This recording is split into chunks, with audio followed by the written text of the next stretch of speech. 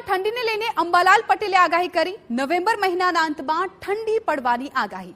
ડિસેમ્બરના પ્રથમ સપ્તાહમાં ઠંડીની શરૂઆત થવાની સંભાવના। 22 ડિસેમ્બર પછી ભારે ઠંડી પડવાની શક્યતા। 22 ડિસેમ્બર પછી મહત્તમ તાપમાન 34 થી 35 ડિગ્રી રહેશે।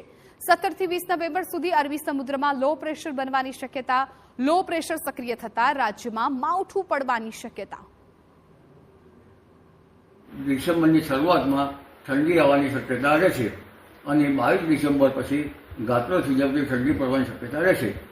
જો મહત્તમ ઉષ્ણતામાન 34 થી 35 ડિગ્રી સાથે અને ન્યૂનતમ ઉષ્ણતામાન લગભગ 18-19 સેલ્સિયસ ન થાય ત્યાં સુધી તો ગરમી રહેશે।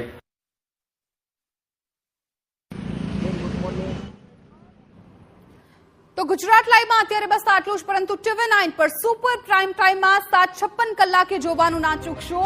બુટલેગરો સામે જંગ, PSI શહીદ।